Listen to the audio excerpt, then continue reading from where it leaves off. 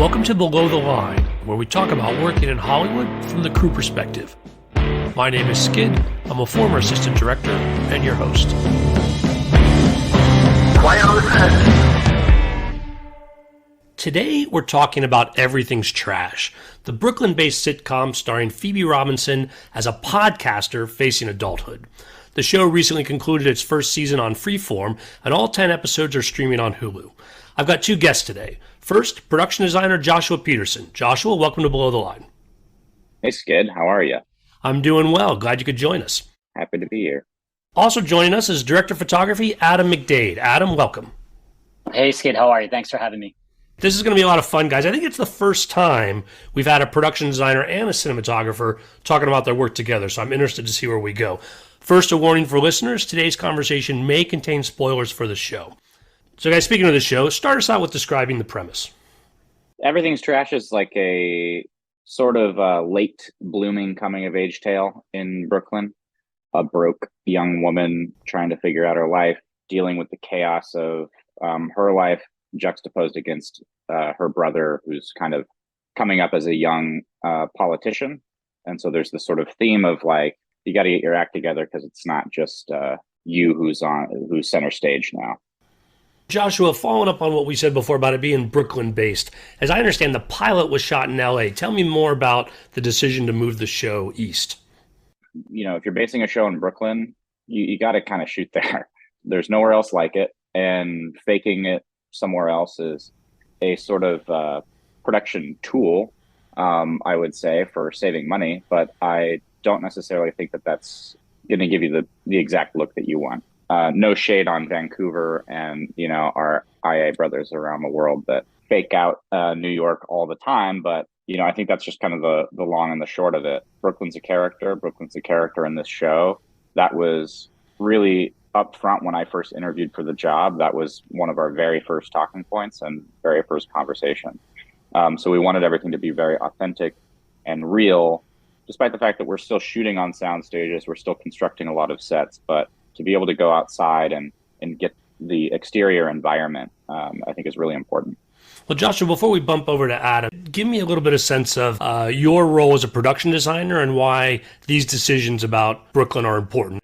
I'm essentially designing the look and feel of any sort of cinematic production, capturing the tone and the life of the characters within like the visual framework, creating with Adam a visual grammar. And that includes sets, construction, the skin and the bones, the paint on the walls, wallpaper, textures, and decoration, and advising on props, and just the overall color palette. So that's kind of, you know, when I hear like we want to make Brooklyn a character, I'm excited by that because I walk around here every day and see layered textures and the character of the city, and being able to reflect that is, you know, part of my job. It's something that I get a lot of joy from. Josh, we're going to dive deeper into what you did with Everything's Trash, but I want to bounce over to you, Adam. Talk to me about your role as director of photography and how you got involved in this project.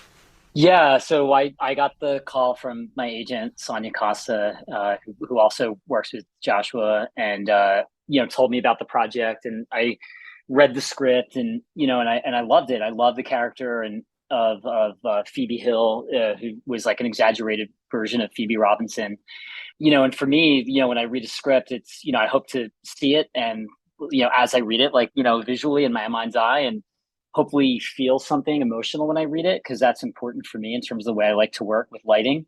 And kind of what Josh was talking about, Brooklyn was definitely to be a character, and that's what I pitched, when I put together a lookbook for my interview. I in that deck, like, I only used my street photography. I rarely leave my apartment without a camera, and I find Brooklyn to be inspiring, and it was just really, I think, lucky for Josh and I to create a visual world of the place we live, So I don't know. I think we, brought that experience and the weird light and texture and energy of Brooklyn to the show, hopefully. And of course, podcasters are very hot right now as well. And so for both of you, it's an opportunity to sort of catch this trend of popularity around this art form as well. Glad to. We're talking to the hottest one. Glad to have you guys on board. As listeners know, one of the themes of this show is talking about how filmmaking is a collaborative art. But I want to speak specifically to how it worked for both of you on Everything's Trash. Well, I mean, it started with, Joshua and I just shared our lookbooks that we created, what we pitched, when we were trying to get hired. And it was like a very pleasant surprise for me that we were very much on the same page from the get-go. We had a lot of similar ideas in terms of quality of light and, just the general like feel and tone. And, even though we're making a comedy, like we wanted it to be cinematic, we wanted it to be emotional, we wanted it to be interesting, we wanted it to be different, so I think that's where it sort of began, that we were just sort of we shared our preliminary, creative ideas. Yeah, our first conversation was really the start of it. I mean, we hopped on the phone and just to meet one another, but I think we were both excited by the possibility of what we were presented by Freeform as like, we don't want to make it look like a sitcom. We want it to look real. We want it to feel real. And then in our early discussion, this all happened on like the same day, but I think our tandem, like earliest conversations that we had with our producing director, Chioke Nasor, who directed a majority of the episodes, we had like just a few sort of key buzzwords and references to move off of, but they were all things that when we were talking to each other just immediately fell into place as like, oh man, we could talk about this show for hours and never get anything done. But it was exciting. It was exciting to just like click right away and know that we were like, it's like, it's you don't always know, it's scary working with somebody new for the first time. It's, taking on a show like this that, has somewhere in the ballpark of like a $40 million budget. It's like, who, we don't know yet so it's all excitement at the beginning. So you don't know what the pains are going to be or whatever. But, it was great. And I think that carried through the whole time. I mean, we were both just, we started a mutual admiration society.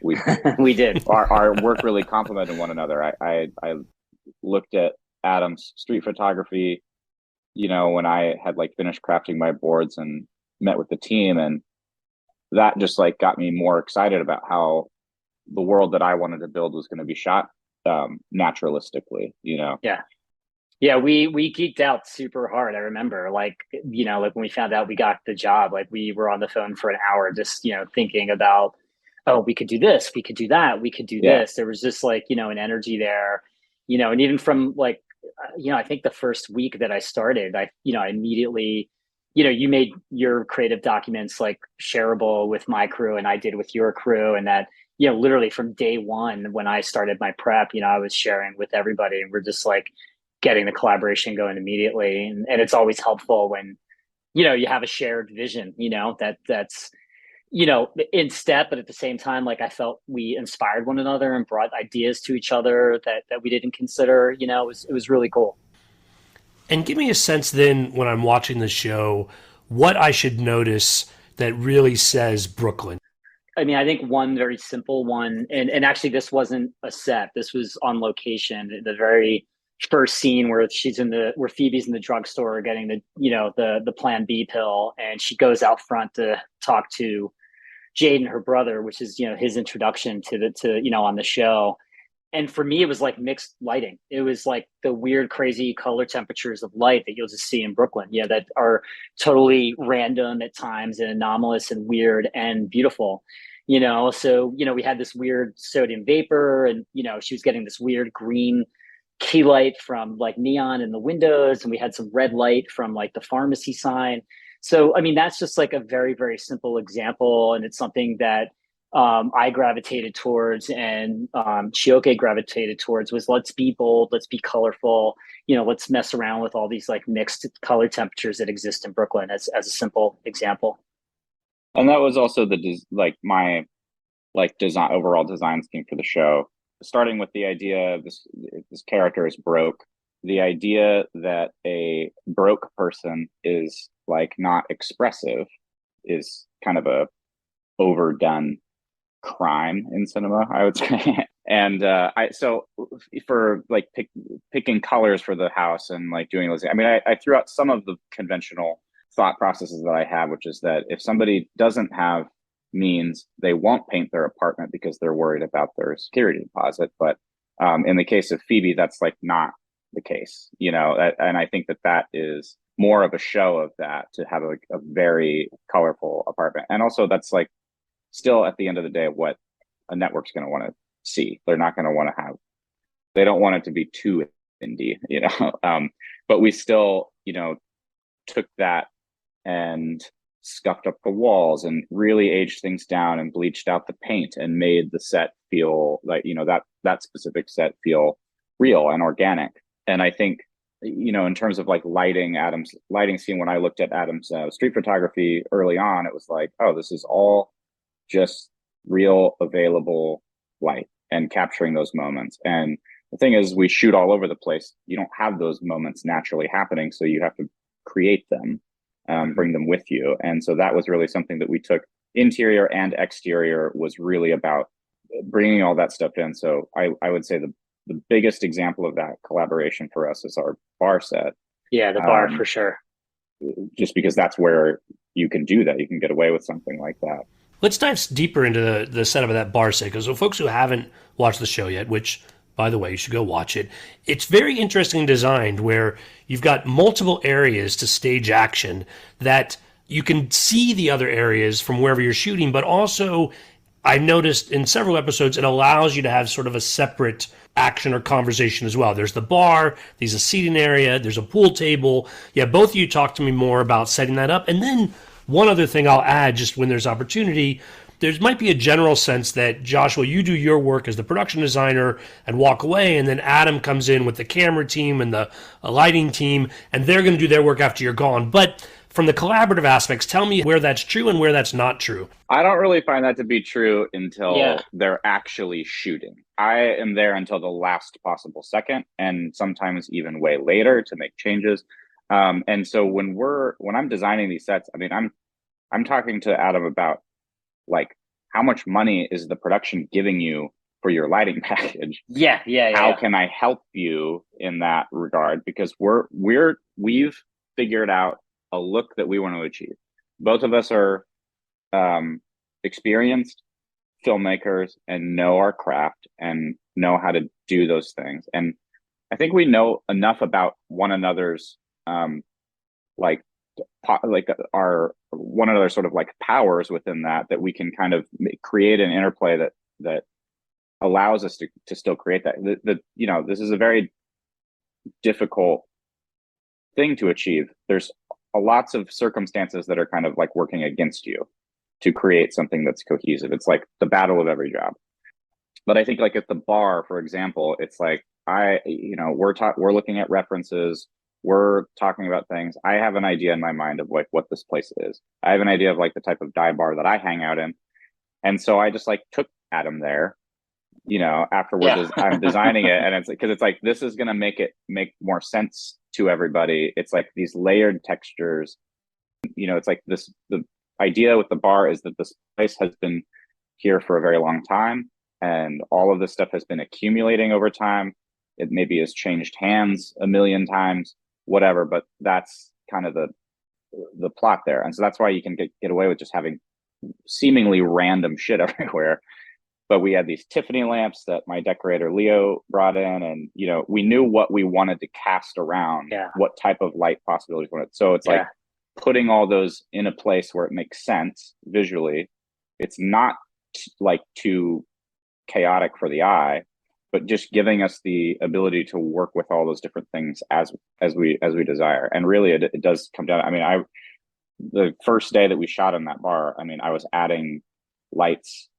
They were like walking over from hair and makeup, and I was like making a light out of a piece of sheet metal to like stick on the wall so that Adam could put like a tube up there, but so that it still looked like a lamp, you know. Like you know, I'm like peeling tape off of this copper shit and like sticking it up. It was like, you know, we were like literally hanging art and like last lights, like, you know, moments before we shot that set. You know, it was so hectic on the pilot, on the first episode. Yeah, but you know, for me, honestly, like I mean, this was again, this you know, this is my first studio show, and you know, I never had resources like this, and I honestly, I mean, I have not worked with a more talented production designer than Joshua, and we had those conversations early, and we had certain film references, and we were discussing things about color, but you know, the thing that was just so fun too was to the Tiffany lamps that you mentioned about Leo, you know, that Leo brought, but you know, that collaboration of like, okay, let's have motivated light sources, like let's use practicals as much as we can, you know, let's mess around with neon, let's mess around with, you know, incandescent, like let's mess around with like crazy colored bulbs. My gaffer Charlie McNamara, who gaffed the original Bad Lieutenant, and it's been gaffing for like 30 something years, like he brought every crazy random light bulb that he had in his garage in New Jersey. I mean, we just got creative, you know, and it was fun, and it was, you know, it was, I think specifically it was something that Joshua and I had in terms of a goal, was to be able to create layers and depth with all of these color temperatures, with all of these textures, with all of these you know, these incredible details, you know, that were that were in the bar, and all the sets in general.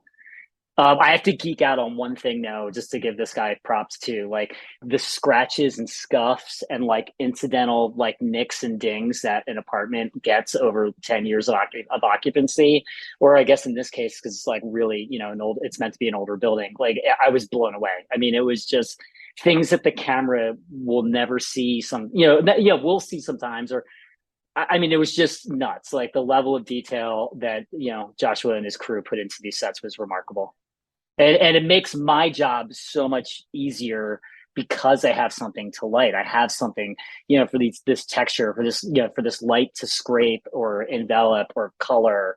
You know, it just made my life so much easier just to be able to light these beautiful sets. So going back to the Park Slope apartment, the filming experience in there and how this set helps your job, I'd like you to say a little more.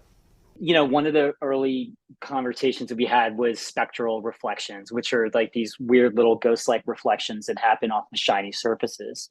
You know, and this is like this was an idea I'd mentioned to Joshua in prep, and his scenic, Alex, you know, just use this like third generation recipe that was his grandfather's, who was a scenic, to give these hardwood floors this incredible shine, you know, that, and Leo created these wonderful curtains in Phoebe's apartment that we called, you know, stained glass curtains, that were just these various patches of different colored fabric. And, you know, this is a little detail that goes into the collaboration between a cinematographer and a production designer.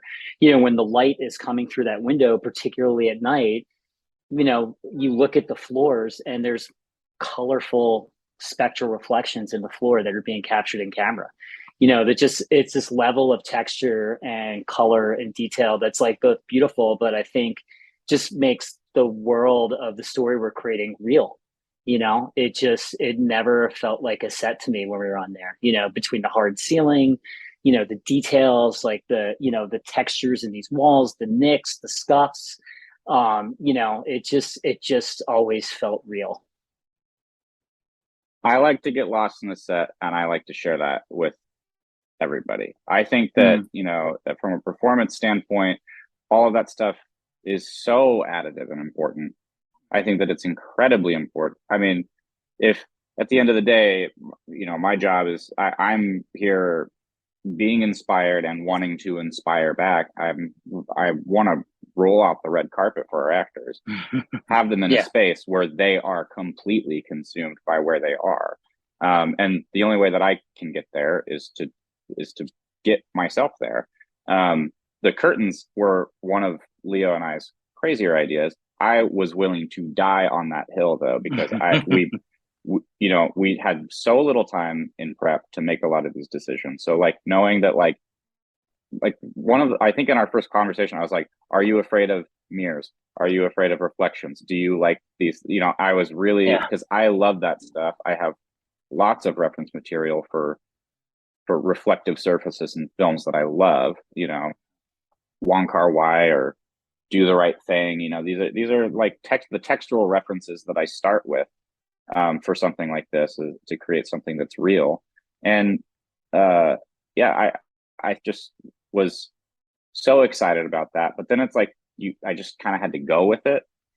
So there's really like, we did not have very much time to get our like Amart sets, our main sets up.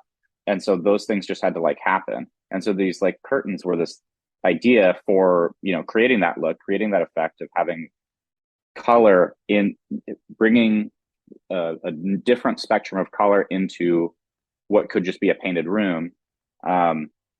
And we were so thrilled that like Charlie was so happy with them and that you were so happy with them. Yeah. And that's also like just another point that I think that all this is sort of like bringing up is that, Adam and my team and Adam's team and me, like we were a very good team because we all communicated with one another as a whole. And I think that was really important. And I think that that's something that you and I also both share as leaders, as department heads, as people who have to bring a lot of people together and get them all on the same page, get them all into one sort of like set of eyes. Yeah. Which is a wild endeavor, but I think it really speaks to something that you and I share, that on the show that was all open. There's no gatekeeping. We really wanted everybody to be, and like there was so much love between everybody. Yeah, totally. That Charlie came in and he's just like so overwhelmed by these curtains. Yeah. And I told Leo, I was like, I bet I know who's going to like these curtains. And then, it's like that was just like so fun. If somebody had come in and said that they didn't like the curtains, I would have quit. I would have taken everybody with me. Yeah, I mean, that was really cool. We like literally I shared like all of my creative materials and everything that Josh was giving me, like with every member of my team, like every single member of the camera department, every grip, every electrician, and wanted to remind them like, this is what we are making together, and everybody was very much on the same page. And I learned so much, from collaborating, with the folks in my team. Like Charlie has forgotten more about lighting than, I may ever know, and then maybe he's picked up some things from me, and I certainly picked up things from Josh and his team. So yeah, there was a lot of love, and like, it was super, super collaborative, like every step of the way, which I think is really important because, our schedule was insane and incredibly ambitious, like it's remarkable, that the quality of these sets were built in such a short period of time as well. It was a massive effort. It was almost an impossible task, really. Well, if there's one set that I feel like could have tested this love, that would probably be the podcast studio itself, because we're talking about glass walls everywhere, and just the decision to do that and the risk that you're putting into how you're going to film, where every surface is a reflection. You've got glass offices outside the studio itself. Talk to me about how that came together and whether that tested this obvious friendship you guys have in making that set work. Well, you and I was not there. I was like deep in the apartment and the bar. I mean, the bar is the biggest set that I've ever built. So, and it's like, it's crazy to build something that has to be that layered, because you're like, okay, I'm going to sketch this out, figure out how I want it to be laid out and everything. And then you have a 100-foot by 50-foot set. And then you're like, how are we going to fill this fucking thing? And so it's like, the beginning of the job is like very stressful for me. I'm like a mess. And I mean, I think I keep it together pretty well, but yeah, for sure, dude. I had no idea I didn't know you were a mess. The podcast studio, I'm sketching out ideas. I'm trying to figure out how it's going to work, because it has to match up with the location that we're shooting in for like the bullpen of like the larger office. I'm figuring out what the architectural details are there, how this sort of stitches together with our coverage of how they walk. Like, how do they navigate there? What's our actual like architectural like geography here, or visual geography here?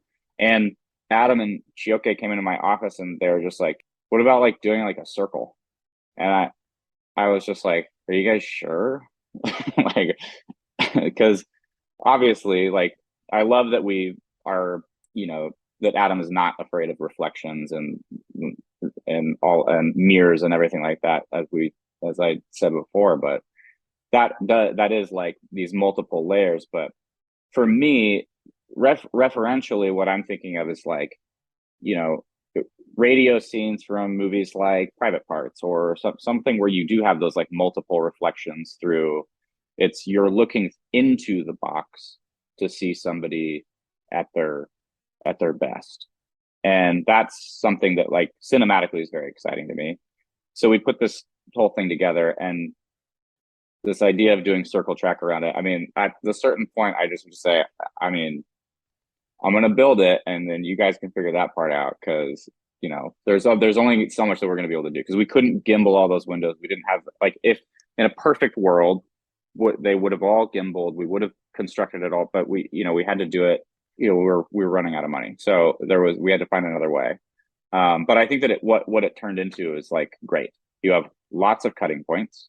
Filming it on the circle track, I mean, I think it works really well, and it achieved what I wanted for that, which was to be able to look through the glass at this character at her peak. Yeah, the whole idea of the half circle track around the podcast booth was, you know, just to bring a sort of like certain energy. And Chioke wanted to have two cameras going at the same time, working on zooms, hiding zooms. You know, the design of, you know, the vertical metal pieces holding the glass, you know, created cutting points. It was good. It was beautiful design, and definitely there was an intent there in terms of, you know, the liveliness. But the photography should reflect, like, I guess, like, you know, the liveliness and, you know, how funny and verbal Phoebe's show is, you know, and how, you know, of her as a character. And then in terms of the reflections, you know, it wasn't so bad. Like, I just had to figure out that I had to treat the set as a hemisphere, you know, so I had to keep one side of the hemisphere dark and the other side, which is the background, bright. So it still feels lit. One side doesn't feel dark. I'm not lighting up the camera to have it then reflect in the foreground glass. Whatever, it took me a minute to figure out a plan and a strategy, and a lot of black duvetine wrapped around my operators and the dollies and things like that. But, you know, this is filmmaking. You know, you are presented with a creative goal that can sometimes have some problems that need to be solved, you know? So yeah. So, I mean, I think it just worked out. Yeah, I think it worked out beautifully. I think that set looks great. Listeners, if you're hearing us and you've seen the show, close your eyes and you imagine the three of us sitting in that set. Guys, this has been a lot of fun. On that note, we're going to call it a wrap. Great having you both here. All right. Thank you so much for having us, Skid. Appreciate it. Listeners, I always appreciate your feedback. You'll find my contact info on our website, belowtheline.biz. That's B-I-Z. You'll also find past episodes and links to all of our social media, so check it out. Gentlemen, one at a time, tell me where we're going to see your work next. Adam, go first. Nothing yet. I've had 3 interviews for some stuff, so hopefully I'll hear some good news from my agent.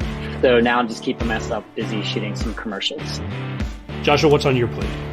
I'm currently working on a show for NBC with Broadway Video called Bupkis, starring Pete Davidson. We're going to be shooting that through December, so that's probably spring of next year. Well, gentlemen, whatever you're working on, I hope you come back to talk about it. It's been fun having you here. Thanks so much. Would love to. Thanks again, Sid. Closing credits, thanks to Curtis Five for our music, John Juan for our logo, and to all of our listeners, I appreciate you. Please rate us wherever you get your podcasts and tell your friends. Thanks again from Below the Line.